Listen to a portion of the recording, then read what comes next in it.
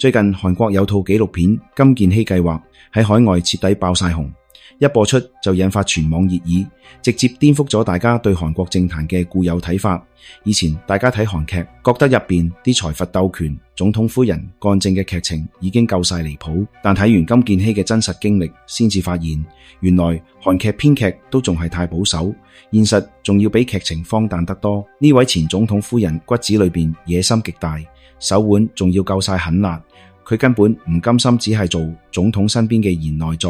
佢嘅目標係自己掌權，親身站上韓國嘅政治舞台。可惜呢場精心籌劃嘅權力遊戲，最後因為丈夫尹錫悅嘅魯莽決定，徹底崩盤。結果大家都睇到，夫妻兩個雙雙入獄，尹錫悅被判無期徒刑，金建希就被判監1年8個月。今日我哋就同大家徹底拆解下呢個南韓歷史上最強悍，亦都最有爭議嘅女人，係點樣一步步由鄉村女孩精準換頭，再成功上位，又係點樣喺呢場權力同慾望嘅博弈入邊輸到一鋪清袋。金建希原名金明信，1972年喺韓國京畿道一個普通工薪家庭出世，屋企一共有4個細路，佢排行第2，上面有家姐，下面有細佬同細妹，屋企經濟條件普通。雖然唔算富裕，但都夠維持基本溫飽。佢15歲嗰年，屋企遭遇重大變故，父親因病不幸過身，屋企嘅頂梁柱一倒，全家生計一下子全壓咗喺佢阿媽一個人身上。但金建希阿媽都唔係普通嘅家庭主婦，佢夠晒有魄力，仲要敢闖敢拼。為咗湊大4個細路，佢乾脆賣咗手頭上嘅一塊地，用賣地嘅錢喺老家開咗一間情趣酒店。雖然話呢間酒店嘅生意類型有人講閒話，但憑住精準嘅定位同經營，生意紅到發紫，就係靠呢間酒店賺嘅錢。佢阿媽唔單止湊大4個細路供佢哋讀書，仲幫金建希儲定咗日後結交權貴，自己創業嘅第一桶金。後來呢間情趣酒店改建成咗療養院，而呢次改建嘅背後藏住更複雜嘅貓膩，亦都為之後嘅一系列爭議埋下咗隱患。19歲嗰陣，金建希考入咗京畿大學藝術學院，主修繪畫專業。由呢個時候開始，佢嘅人生就好似開咗外掛一樣，本科畢業讀碩士，碩士畢業讀博士，一路讀落去，學位攞到滿。畢業之後，佢仲做咗韓國理工大學、安陽大學呢啲知名學府嘅教授，都算係韓國藝術界少見嘅美女教授。值得一提嘅係，金建希超級在意自己嘅樣貌。據佢大學時嘅同學講，佢嗰陣已經成日化濃妝，但佢嘅本事唔止係讀書考試，喺投資呢方面，佢仲要比一般人有眼光、有膽量。上世紀90年代，韓國國內嘅股票市場仲未普及，大多數人對股票都仲好陌生。金建希就已經搶先開始炒股，憑住精準嘅判斷同果斷嘅操作，佢靠炒股賺咗一大筆，為自己儲低咗唔少身家。2009年，金建希用炒股賺翻嚟嘅錢，開咗一間屬於自己嘅策展公司，名叫 Kovana Contents。靠住呢間策展公司，佢成功打入咗韓國藝術圈嘅核心圈子，識咗一大班有頭有面嘅人，入邊唔少財閥、政界大佬同知名藝術家。呢啲人脈亦都為佢後來嘅發展同權力佈局打下咗堅實嘅基礎。但隨住尹錫悅踏入政壇，金建希亦都慢慢行到公眾面前，佢嗰份睇落光鮮亮麗嘅履歷開始被傳媒同網友逐漸深挖，背後造假嘅真相亦都跟住浮出水面，令人大為震驚。時間嚟到2011年，呢一年39歲嘅金建希經人介紹認識咗比佢大12歲嘅尹錫悅。嗰陣嘅尹錫悅仲只係一個普通檢察官，同當時已經事業小成嘅金建希差距十分明顯。到底係邊個幫佢哋牽線搭橋嘅呢？據相關消息披露，牽線嘅係一位薩滿法師。熟悉韓國嘅人都知，韓國民眾本身就好信奉薩滿文化，尤其係喺政壇入邊，唔少人都會揾法師算命祈福。當時呢位法師幫佢哋兩個算咗一卦，直言尹錫悅係足夫命，金建希係寡婦命，仲話只有兩個人結合先至可以打破各自嘅命局，往後先至可以老有所依。金建希本身就好信呢類命理之說，聽完法師嘅說話，更加認定呢個係天意。嗰陣嘅尹錫悅經濟條件好一般，銀行戶口入邊只得2000萬韓元，反觀金建熙，當時佢嘅策展公司已經做得紅紅火火，個人身家早就遠遠拋離尹錫悅，但係金建熙一啲都冇嫌棄，反而毅然決然咁選擇下嫁。婚後，佢仲特意將自己嘅原名金明順改做金建熙。兩個人結婚嗰年，金建熙40歲，尹錫悅52歲。婚後一段時間，金建熙都曾經懷過孕，可惜天不遂人願，最終不幸流產。之後兩個人亦都冇再嘗試生小朋友，平日就養咗幾隻寵物貓狗作伴。雖然冇子女，但夫妻兩個嘅事業心都格外強烈。尤其係金建熙，佢絕對算得上係尹錫悅事業上嘅頭號軍師。話佢一個人撐起咗尹錫悅成個智囊團，都一啲都唔誇張。尹錫悅做檢察官期間，辦理過唔少大案要案。每到呢啲時候，金建熙都會喺背後默默幫佢出謀劃策。最典型嘅例子就係尹錫悅調查朴槿惠案件嗰陣，要知朴槿惠件案牽扯極廣，背後涉及好多利益集團，絕對係一塊燙手山芋。當時唔少利益集團都想上門塞錢，拉攏尹錫悅。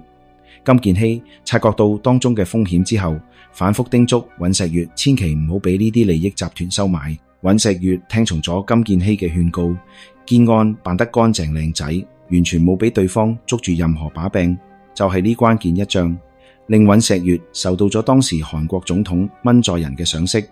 之後被提拔坐上咗檢察總長嘅高位。到咗2022年，尹錫悅決定轉型從政，正式宣布競選韓國總統。喺金建熙嘅全力輔佐之下，尹錫悅竟然真係喺激烈嘅競選入邊脫穎而出，成功當選韓國總統。而金建熙亦都順理成章咁成為咗韓國第一夫人，仲係韓國歷史上第一位出身職業女性，有自己事業嘅第一夫人。當時韓國政府公布嘅官員財產數據顯示，金建熙嘅個人資產佔到夫妻二人共同財產嘅 96%， 佢嘅個人身家遠遠超過尹錫悅呢位既有才華又有身家嘅第一夫人，一下子成為咗傳媒同公眾追蹤嘅焦點。金建熙每次出席活動，精緻嘅妝容、時尚嘅穿搭都會引發熱議，甚至有唔少傳媒同民眾將佢同各國皇室成員擺埋一齊比美。但亦都正係由呢個時候開始，佢過去嘅啲黑料、造假嘅往事被傳媒同網友逐漸深挖起嚟，赤裸裸咁擺喺聚光燈之下。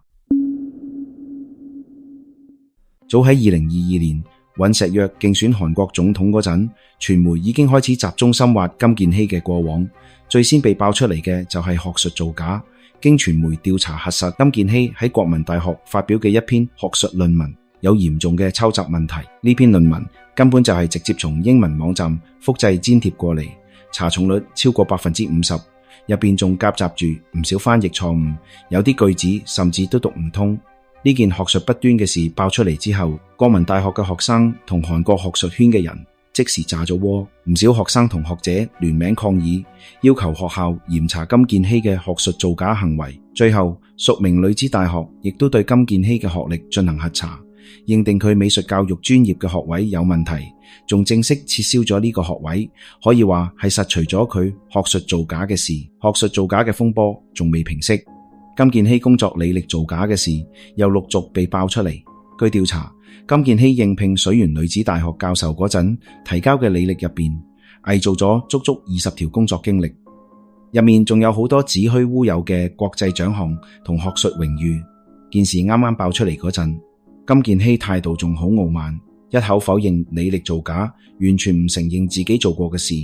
但係隨住輿論越鬧越大，大家嘅質疑聲越嚟越多，佢頂唔住輿論壓力，終於喺2021年底開咗記者會，低頭道歉，話自己嘅履歷有誇大嘅地方。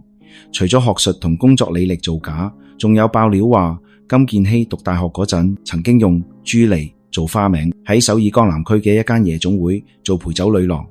韓國前跆拳道會長仲話自己喺97年嗰陣就俾金建熙服務過，嗰陣嘅佢喺呢種燈紅酒綠嘅地方識咗唔少財閥子弟同政界人士，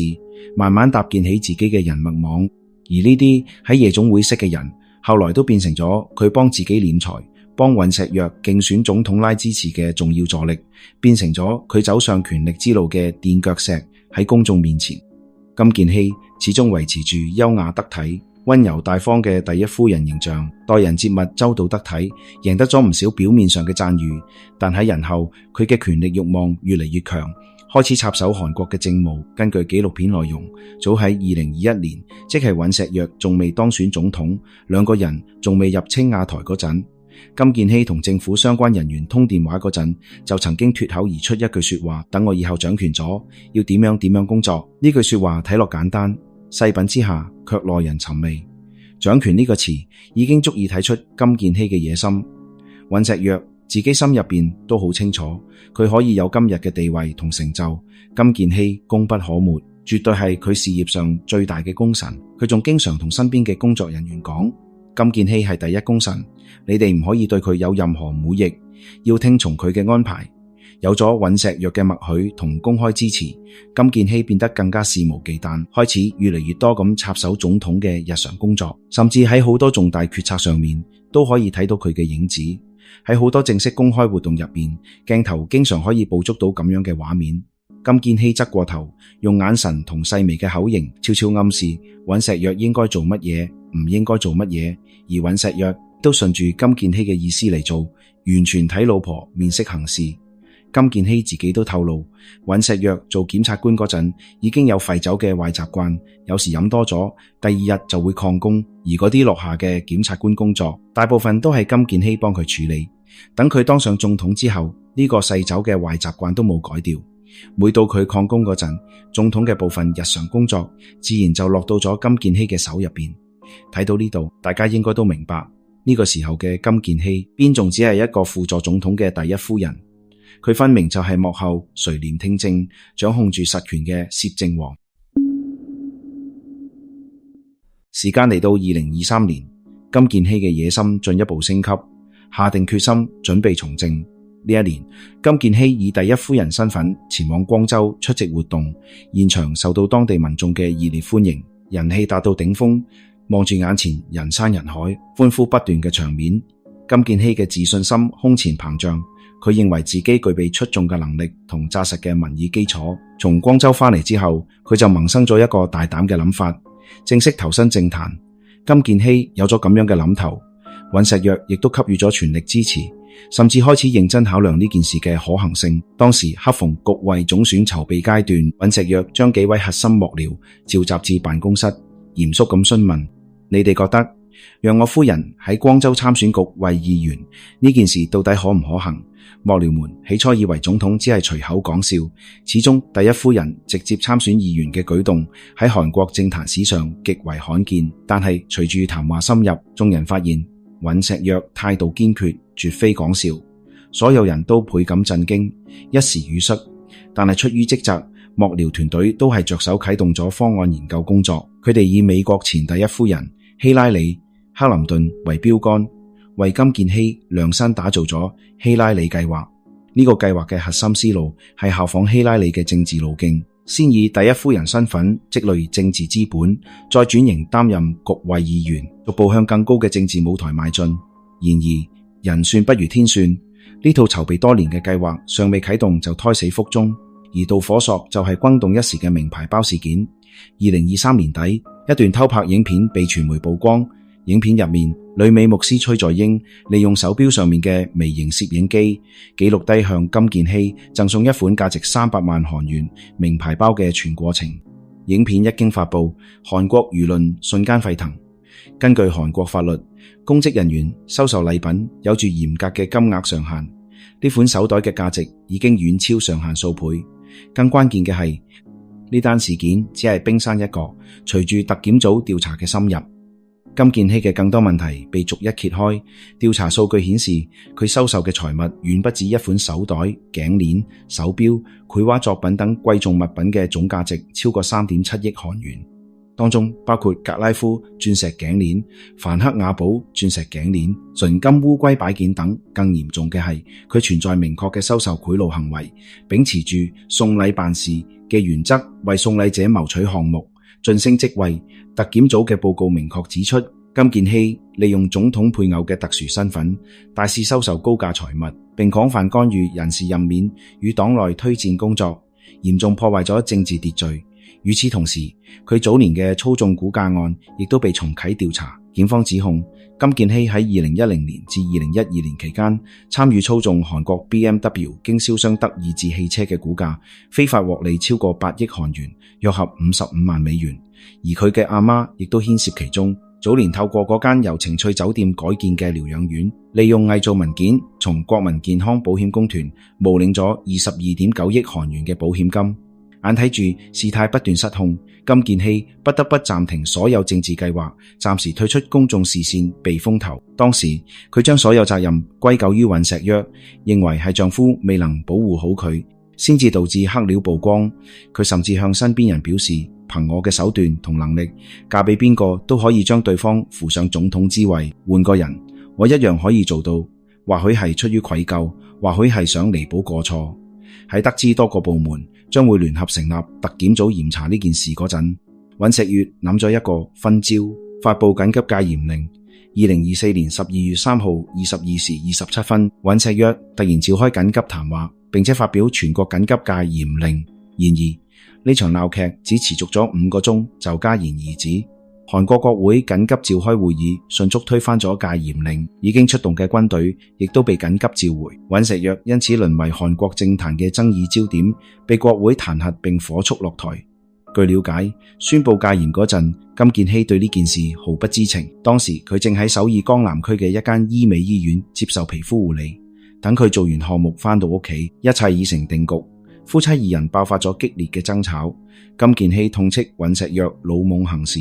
未同自己商量就擅作主張。今年1月底，首爾中央地方法院對金建熙案作出一審判決，以受賄、干預總統府事務等多項罪名，判處佢1年8個月有期徒刑。不過，操縱股價同非法收受民調2項指控被判無罪。